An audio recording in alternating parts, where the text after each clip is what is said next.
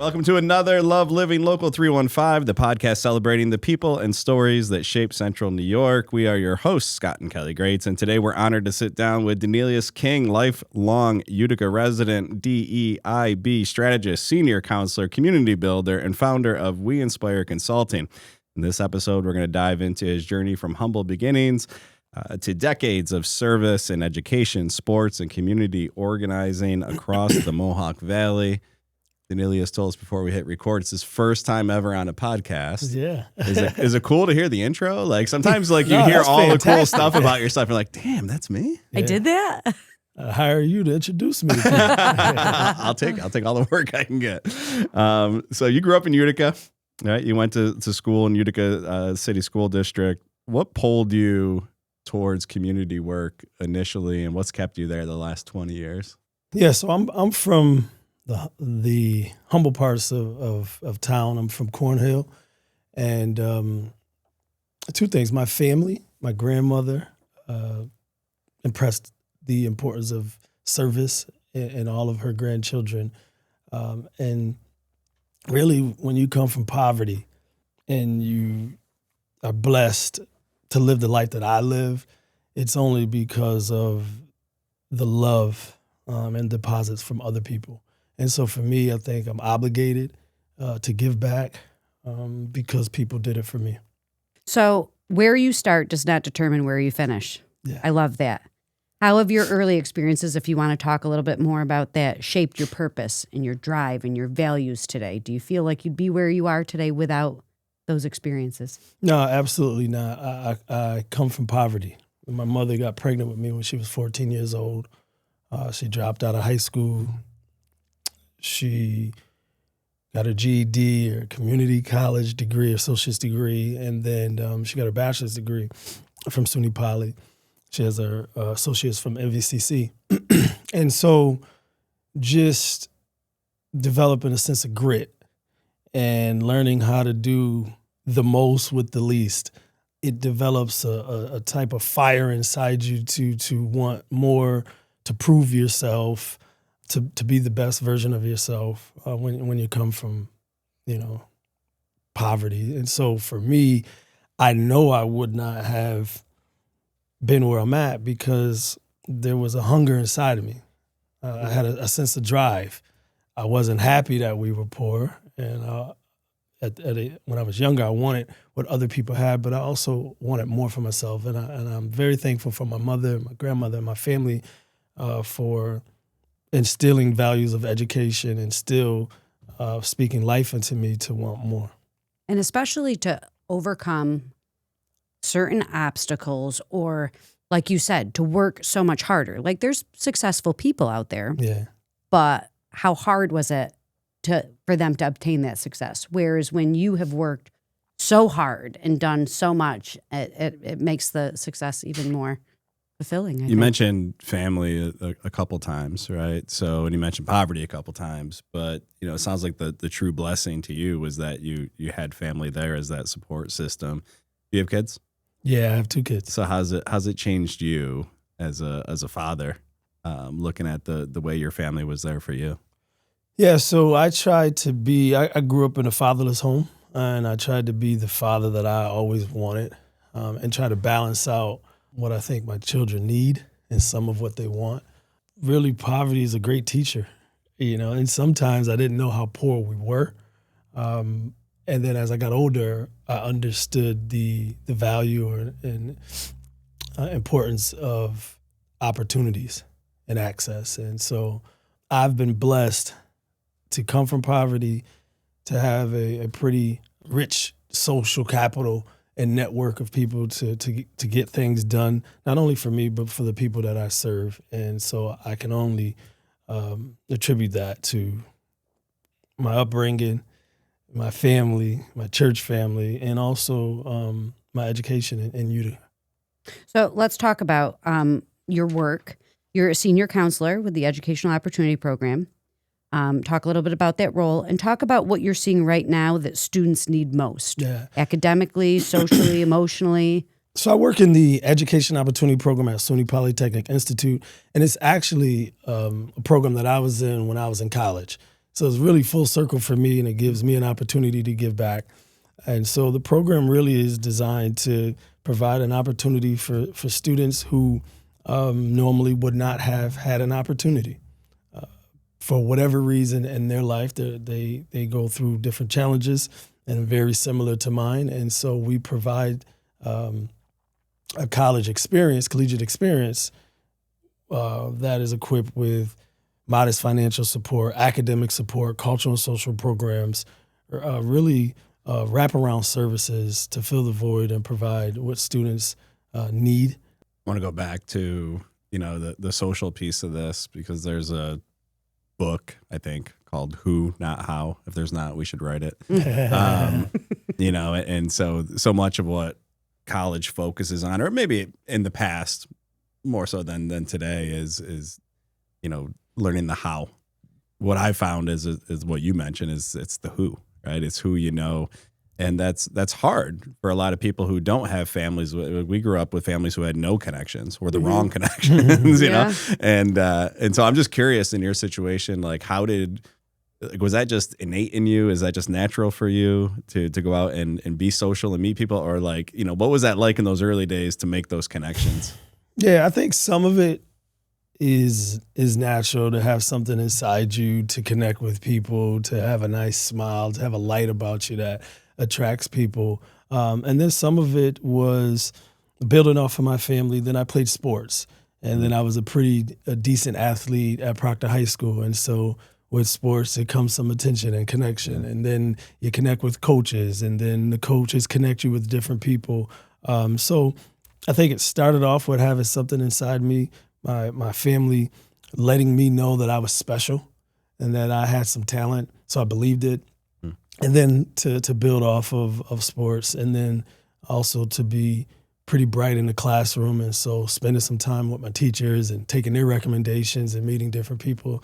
So I think really just building off of that. SUNY Poly, like, I'm sure, like, as parents, we have 2 children that are now in college, and you go on those college visits and you visit different colleges.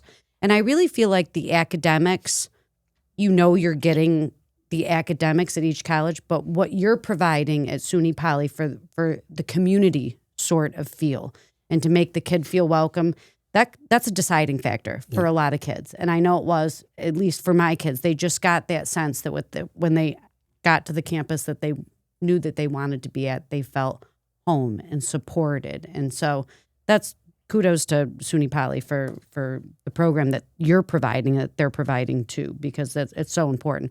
Why don't we talk a little bit about sports? You just mentioned it. Talk about what you do as far as youth sports. And so sports has really just been a teacher for me, teacher of life. And Scott, you mentioned the piece about the social networking, social capital, and how did that get started? Was it something that just came from me? And I mentioned the sports piece. And I do believe that it's about who you know. But what I think is more important is who knows you, right? And so I could know LeBron James because everybody knows him, but he doesn't know me. And so that doesn't do anything for me. And so who knows you? And I think the start was that me being an athlete, people knowing me who I didn't know.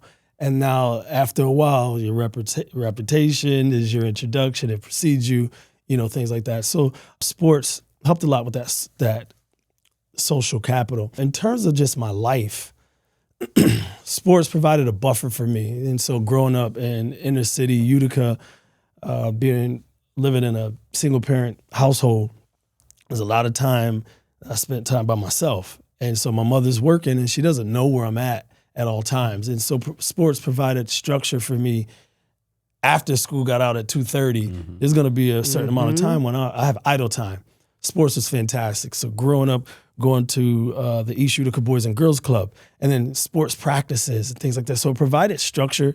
It provided a sense of camaraderie for me.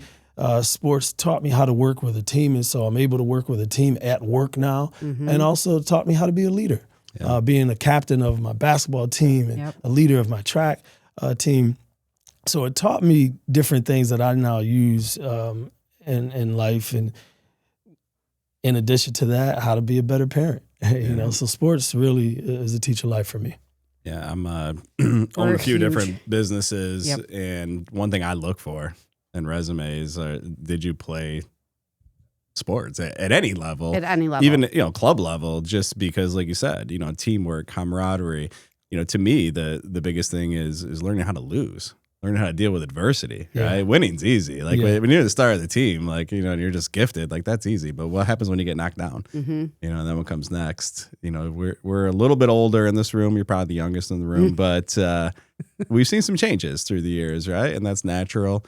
From when you were playing growing up, to the kids that you're working with and teaching today, like what's changed, good or bad or indifferent, but like how is that game different as far as where the kids are at? Really, I was probably at the entry level of participation awards when I was coming up. My first sport was actually bowling.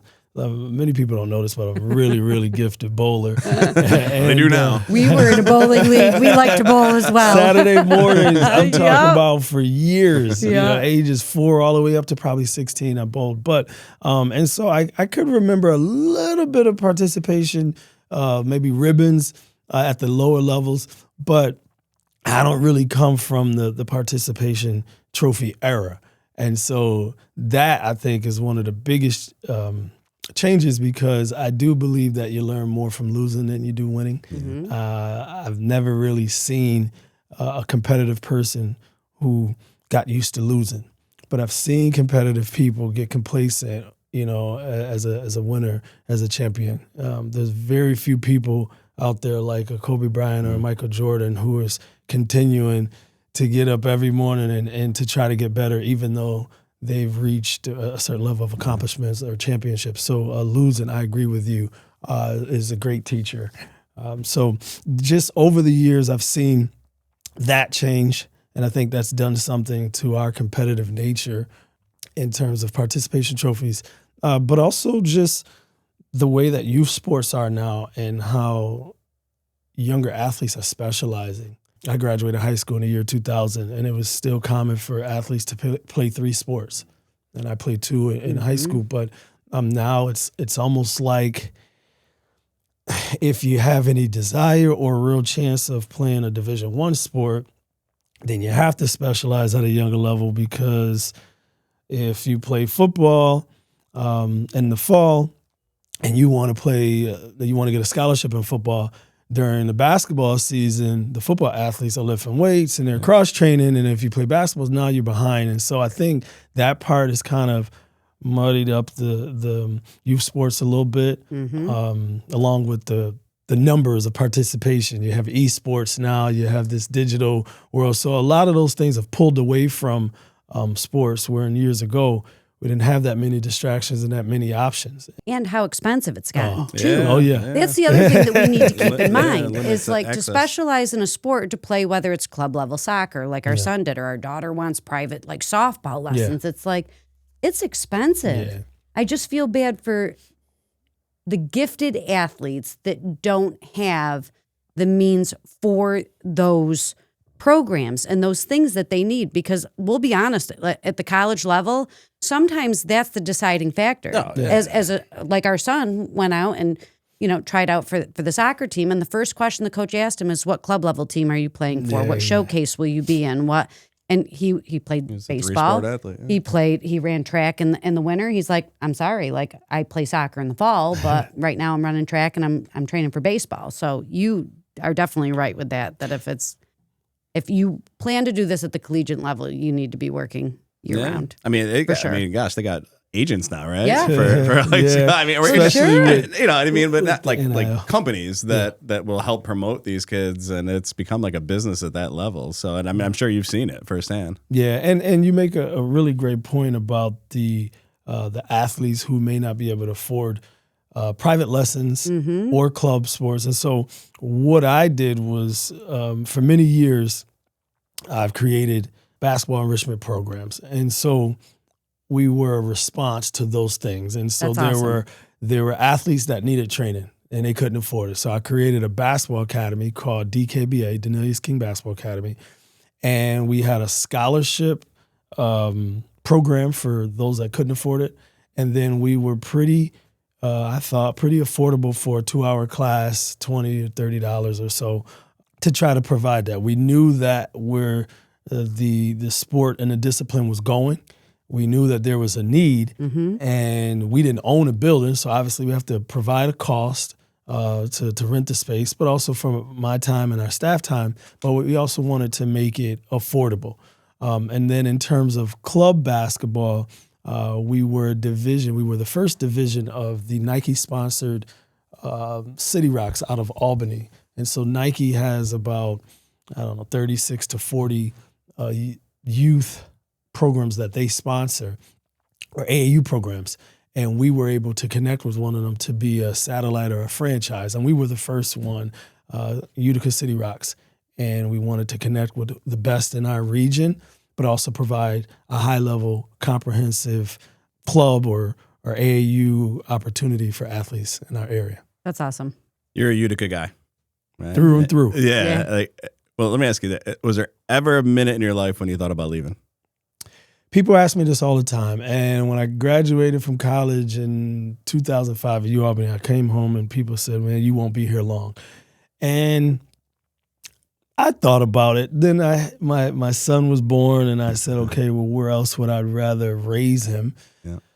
And I said, okay, well, maybe when my children, graduate from high school, I look at it. But I remember the days of walking the streets of Cornhill and looking at where we were, looking at those who were from Utica who went on to do great things. And I thought about that one day, but something hit me shortly after college, and I said, okay, if all the talented people leave, who's left to be the connective tissue?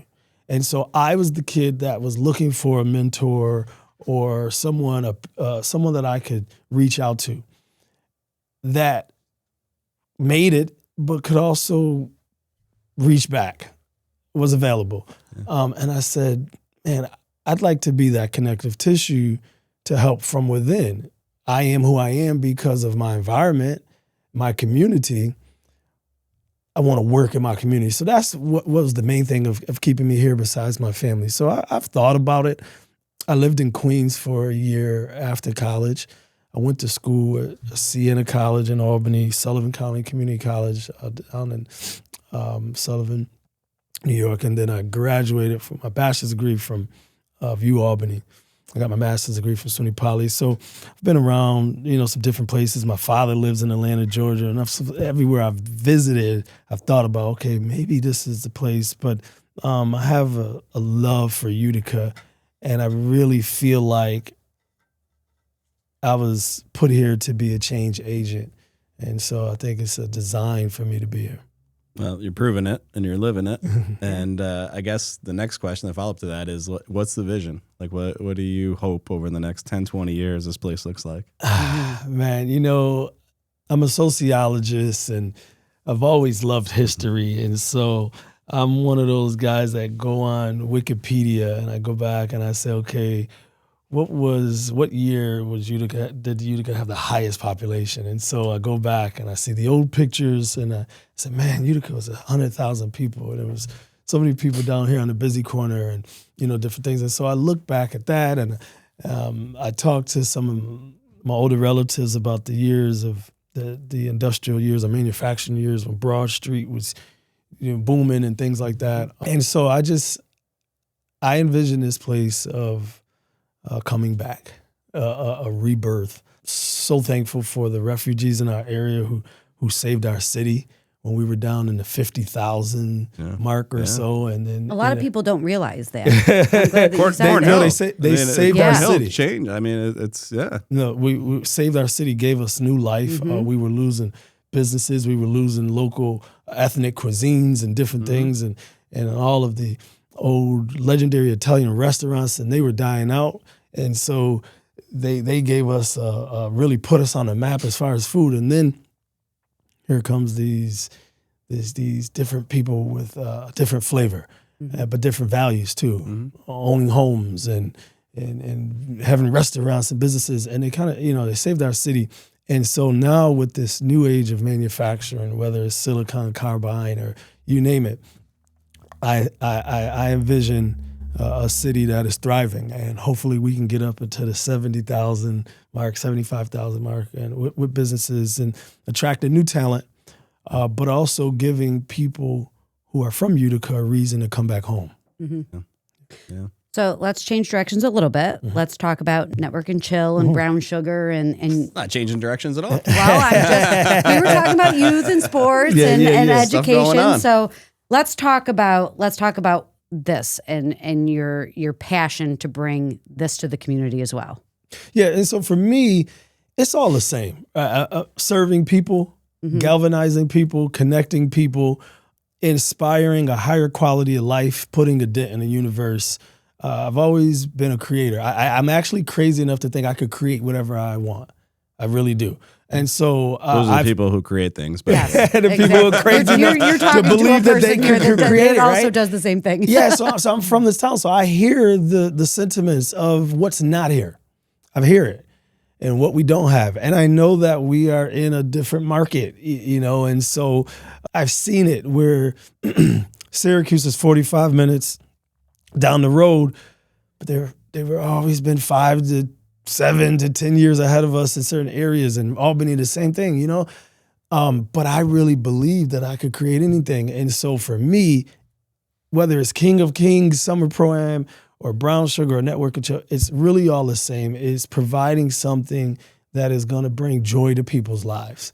So how I got involved, well, the networking piece came after the D-King events and the DJing. And so the DJing piece came in 2020. So I've always been a lover of music. I grew up, my family, they dance, they sing in the choir at church. Just music has been a part of our lives. Cookouts, we're playing music, you name it. And so a friend of mine, Franklin Davis, he was the first person that introduced me to smartphones years ago. I had a flip phone. I wouldn't give it up. And he's like, man, you got to get this, you got to, get into the new era. Him and Brandon Trish, they would laugh at me. And so with the smartphone, he was playing music. And he had this subscription on Google Play at the time. He had an Android. And so what we're doing is for our family gatherings, we're playing music, but we're playing the songs in an order that is providing a little vibe. So we're not just creating a playlist and letting it play. We're actually choosing out of the playlist what song we want to play next. Mm-hmm. And so essentially what we're doing is curating. Yep. So then I see what he's doing. I was like, okay, and I'm always competitive. I said, okay, I'm going to get the subscription. And then we had this thing called Beat Wars, and we would have a few of us together, and we'd play music. And so you play a couple songs, and then we rate it, and then you play a couple songs and we rate it. So when it came down to me, I want to play a couple songs, but I'm competitive. So I want to be able to play songs the longest and get the highest rating, So that turned into, okay, I want to get better at this thing. And so now we're at a point where we're playing music for our family cookout on a Bluetooth speaker, but we're doing it at a very, very high level. Mm-hmm. Very high level. So much so that I have a cousin named Larry Goodman who, he was single at the time. He said, whenever I get married, I want you to DJ my wedding. I said, well, I'm not a DJ. I'm playing music on the phone. He said, well, all right, well, you're DJ Press Play. They call me DJ Press Play. So anyways, then we're playing this music. And then I said, man, I want to bring this song in. I want to transition the song. But when I hit the next song, there's an intro and it doesn't go right into it. Yeah. So I'm like, I need to transition. So I said, I need to learn how to DJ so I could bring these songs in. So I called a couple of DJs. I said, hey, how do I get started? They said, you need a computer, you need a console, you need a speaker. Mr. Flip Phone. Yeah, right. So by that time, I did have a little smartphone. Funny. So I get it. This is probably in 2019. And I did one DJ lesson, and it was so hard for me to get a song, to download it, and bring it over to my computer that I put it down for like a year. And then COVID happened. And everybody's in the house, and everybody's depressed. And so I dig this thing out. And it's 2020, it's the new year, and I go live. And I don't really know what I'm doing, but I'm playing good songs. Yeah. And I'm playing old school hip hop and R&B is what I grew up on. Playing the 90s music, and there's people on my live. And they're like, wow, they're making comments and things like that. And then the stuff just kind of built from there. There was a young lady who owns the biggest soul food restaurant in Albany, Emish Young. She owns Kitchen 216. And she was on my Facebook and she said, hey, I'm having a seafood fest. I want you to come on and DJ. I said, I'm not a DJ. I'm a Facebook DJ, Yeah. She's like, no, I listened to your set the other day. It's like 45 minutes and I cleaned my house. Just come out and do that.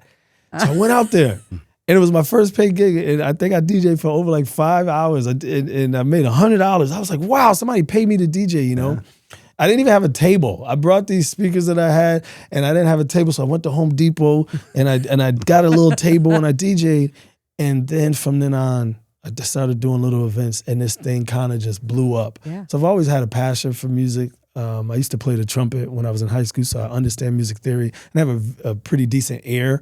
And I think if you're an artist or a musician, DJ will come a little easier. And now they make DJ, it's like DJing for dummies. They got these boards. It's not like back in the day where you're carrying up crates and records, Right, This right. is, anybody can learn how to do it. So I came along at a good time. But that's really how it started.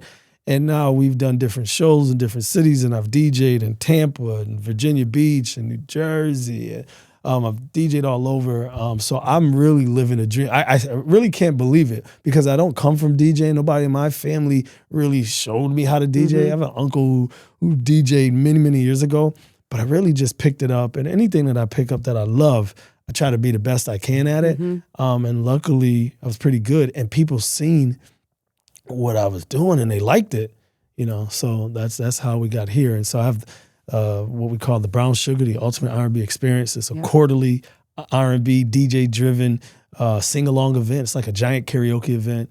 We now operate at the Delta.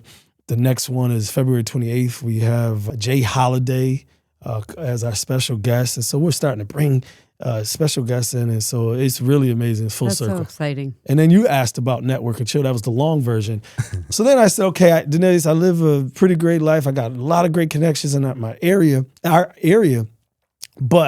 I'm connected to all type of movers and shakers and millionaires and people who can really make things happen. But I work at SUNY Poly. I'm going to retire there, so I don't need a new job. I said, well, we're always looking for different reasons to party. I said, but what if we could do something different? I said, I have a pretty extensive network, but my friends and family don't have access to that network. I want to bridge the gap. Yep. And so I created something where I would put people in a room together that normally aren't put in a room together. And I say you're a CEO of First Source. And if you're the CEO, in order for me to have a meeting with you, I have to go through these channels. I have to have a cold call, and I got to meet with 5 people, but they got to vet me first. Well, I created something where we go back to the basics, where an entrepreneur who has a podcast could now do an icebreaker with the CEO of a company. Yep. And that's what Network and Chill is all about. And so we operate the first Thursday of every month. We're out of Milano, the old Chesterfield's legendary restaurant on Bleecker Street. The doors open at 7. From 7:30 to 8:30, we do passive networking. We do an icebreaker. We have a sponsor for each month that they'll speak. We'll do a raffle. And then an hour is done. And after that, at 8:30, we start the chill portion. The name is a play on Netflix and Chill. Okay. Network and Chill. Yeah. That's How do awesome. people find you? How do they connect? How do they get involved? So we have a Network and Chill 315 Facebook page. I promote everything on my D King Events Facebook and Instagram pages. Also share it on my personal pages. So we're on social media, Instagram and Facebook, but Network and Chill, D King Events. So that's how we connect with people. And once people come, then we put them on our email list and we send them, a reminder out. And we're now in partnership with the Utica Chamber of Commerce, and also we received a grant from the Community Foundation. They've seen the great work we've been doing since 2022, and they've gotten behind it. We hit a nerve. We got you going, but you went to a next level on us there. There's so much to unpack. I won't do it justice, but I'm starting to connect the dots, right? Like you mentioned you're the glue. You mentioned early on the social piece, right? You mentioned the relationships. You're a connector, right? But you're also, you're working with students. You're a family man. You're a sociologist. Yeah. You're a scientist. You're involved in the colleges. You know what I mean? Like you're doing the network thing. You're a DJ. Yeah. So I guess Who are you? Really, I'm just a community servant. I'm just a vessel. When it's all said and done, I want people to say he inspired me. I think inspiring humans, I think it's the highest level of service. I'm just a young man who believed in himself, that others believed in, that wanted to make a difference. And so I know that my time on earth is only for a season, and I really want to give back and leave this world better than I found it. And I think the best way to do that is to inspire others. You're doing it. For sure. Yeah. So you did mention that you're going to retire at SUNY Poly. Yeah. You're not looking for a different job. No. What does success look like? Like in 10 years? What from 10 years Listen, from now? listen. We've been together 30 minutes. He might not be looking, but someone might find him. So the plan is, next year at SUNY, I will have been there 20 years. I started working there. I was 24 years old, and so the plan is to opt to early retirement and to then work on my consulting business where I can go around and I can speak and I can work with different groups at my leisure. At the same time, I can visit different places with my family. And We Inspire Consulting is really a culmination of my life's work. And so that's really the next phase for me. Success, for me is just being healthy, having a loving family, and enjoying, life. So I think I've reached that level that measure in terms of success. But the next phase, is the consulting company where I can wake up every morning to do what I love and go on whatever way that I want to go into, but also use that to travel and to meet different people. So no matter what, you're just going to continue to be a vessel. Yeah, that's it. I'm just here to serve. That's I'm not, as long as I'm breathing, I'm going to serve. I'm going to be working with people. That's awesome. And maybe after too, right? I mean, all kidding aside, like your legacy will live on. And, that's true time freedom, flexibility, impact, right? It's like what everyone dreams of. Yep. Who's your ideal client that we inspire? Like who would hire you? Who should hire you? Yeah. And so professionals, whether it's a company or individuals that want to grow, they have talent and they might be lacking in certain areas, work-life balance, being a better leader, being a better communicator, and they're committed to serving others, but also committed to individual growth, personal development. That's my ideal client. So a young person that has vision and that might want to be an entrepreneur, what advice would you give them if they're struggling like right now? What quick piece of advice could you give them that might help them? Do what you love first. Find a way to make money, but you won't make money in the beginning. Okay. Right? And so it's like, you want to make some money, there needs to be a dynamic exchange. But if you're doing what you love and you're making a difference and you're doing it at a high level, then you're going to create value and then the money will come. It will. Okay. The money will come after. And so I study people, right? Sociology, the study of human behavior, human interaction. People know if you're doing it for the money. Right. They can tell.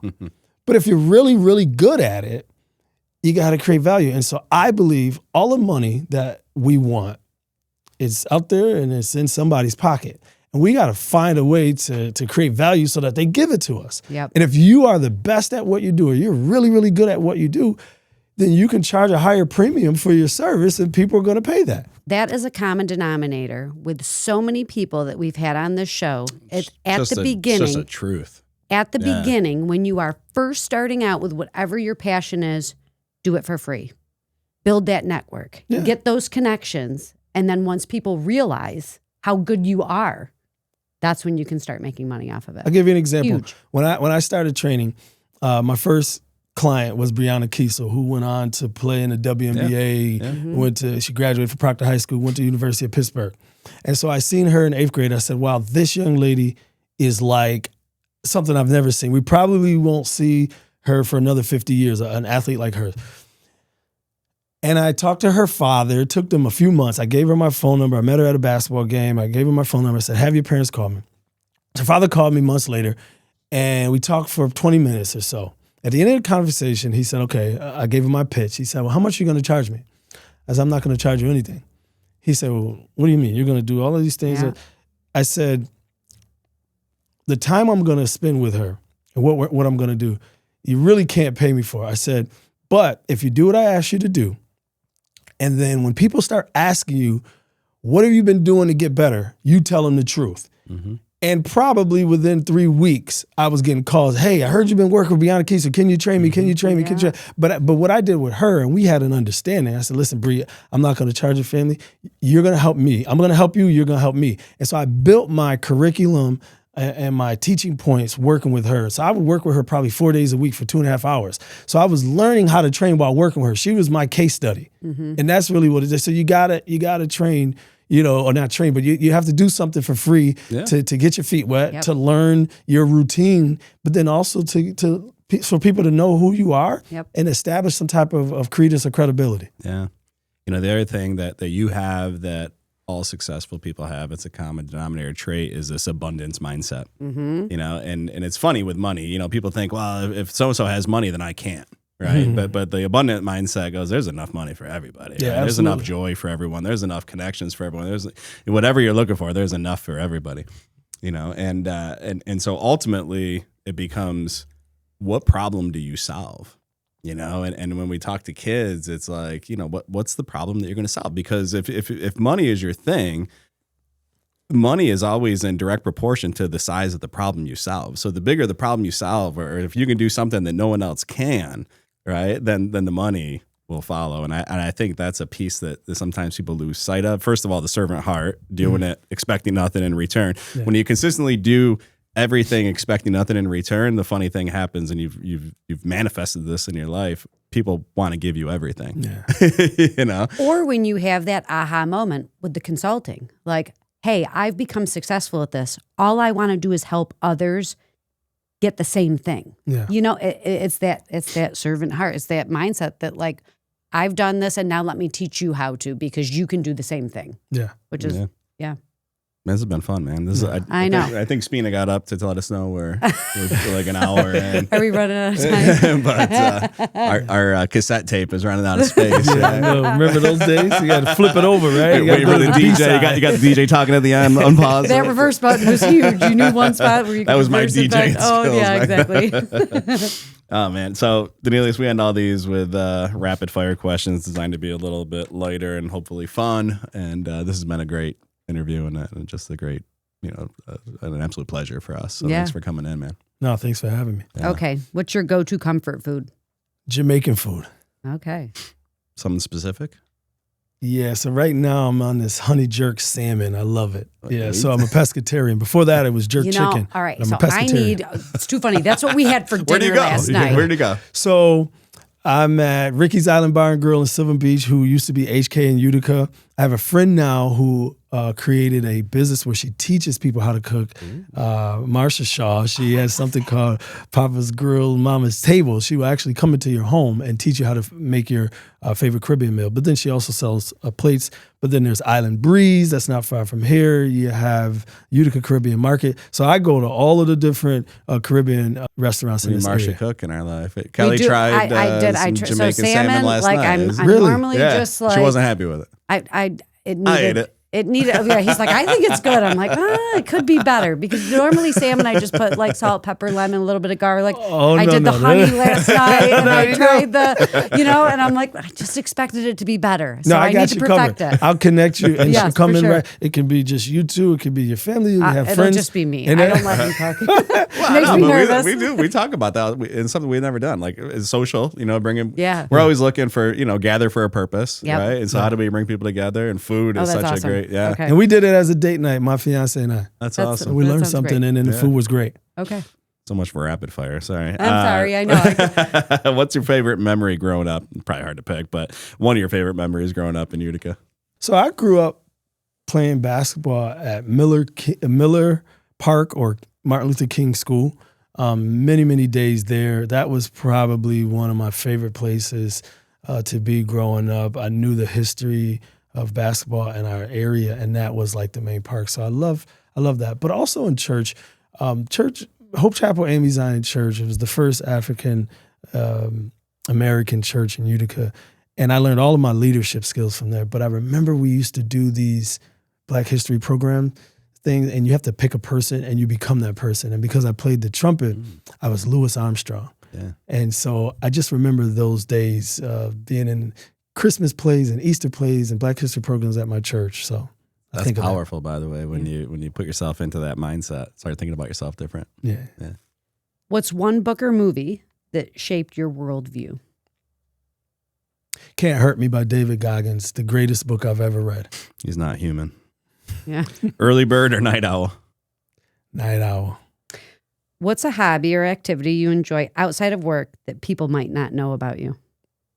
Yeah, bowling. Bowling. Yeah, I was going to say, most people, unless you it is really so know. true. We could've lost hustled. so We many of could've our hustled bowling some areas people with too. that. Bowling. I was like a young Tiger Woods at bowling too. I'm serious. Bowling. Now, the only people who was with me years ago or my family know that I could actually bowl, and that was my first sport. A lot of people know me from basketball, but I didn't start playing basketball until I was like 12 years old. We need to get some. It's dying around here. It's so sad. Utica I think still has Vista Lanes some, is the but- only. Yeah, Panorama's gone, Sunset's gone. I used to bowl at one spot in New Hartford, so I'm old school. and my family was at on Kasuth, Madison Lanes. We're real old years school. ago. We had a bowling alley in Frankfurt. It was Thurston's. And we used to go all I remember the time. people talking about Thurston Lanes. That's years ago. We're way older. Yeah. Oh, man. Bowling's a weird sport to me because nothing changes. Right? I mean, maybe the oil on the lane That's a it. little Well, bit. you don't oil. have to keep score by hand anymore. Yeah. But my It's point actually is, like, electronic there's now. so many variables in basketball and hockey and football and, but it's like it's the same distance. The pins don't move. Yeah. The ball's the same size and weight. Like, Just gotta hit it's that like, arrow how can on the everyone lane, not yeah. perfect it? It's mind numbing because, like, I suck at it, and I'm like, how is it this hard? It's the same every time. Yeah, Just it is. repeat the It's motion. something interesting. That's so funny. What's one thing you wish people outside of Central New York knew about Central New York? I believe that Utica is the food capital of upstate New York. I believe we have the greatest authentic cuisine that people don't know about. I just really do. I'm a foodie. I eat everywhere I go. And I know I'm biased, but I've been just telling people, like, years ago we were known for Italian food, but now we have really good Italian food. We have good Lebanese food, Indian food, Caribbean food, soul food, Bosnian food. I mean, we have incredible, authentic, ethnic cuisine, and I think we're like the best It's secret. too funny because I was with my daughter 2 days ago, and we were passing Olive Garden, and she goes, "Mom, we've never been there." I said, "You're right. I will never take you there." Why? And I go, "Because we have too many great local Italian restaurants. Yeah. We are not going there." Yeah. I said, yeah, I said for years, I'm like, there will never, ever be an Olive Garden in Utica area. And, It doesn't even make sense. and people I go there. can't- It's I like can't wrap Pizza my Hut or brain- Domino's. I I've can't never wrap my been brain to around any like of the those. coupons. I don't I know. can't. I'll take it a step further, though. I don't think enough people in Central New York know just how diverse and amazing the food is, self-included. Like, you just rattled off 4 Jamaican-style restaurants. I'd never heard of any of them. I know. I don't think we know enough. No, our food in Utica is incredible. I mean, we have, 51 or 2 different languages in Utica spoken, and the cuisine is here. Asian cuisine. I mean, it's incredible, the different variety of food that we have and the quality. Yep. All right. What's a small daily ritual or habit that keeps you grounded and focused? So I meditate every day. I meditate and I pray, and I just want to be centered, and I want to practice developing a spirit of gratitude. So every day I meditate and I say thank you for the different things that I have going on in my life. There's a woman who works at the food services at SUNY Poly, and she calls me fabulous. And the reason why she calls me fabulous is because every time she sees me, she asks me how I'm doing, and I say something like extraordinary or amazing You said or it fabulous. this morning when you walked But in. that's just who I am. And I think if you woke up amongst the living and your legs work and your arms work and you go to a job that pays you and your family's healthy and they love, I think we're just really, really blessed. And so I try not to focus on what is not, and I try to be thankful for what is, and so meditate daily. You're such a good human. Can't be hateful when you're grateful. Yep. And that. we are grateful to have spent this hour with you, Doneilous. Thank you so much. And I'm hearing family and faith and friends and fun, right? All the F words that you just exude, and you're living it. And the area is blessed to have you, man. Thank you for taking time to have this conversation. Of course.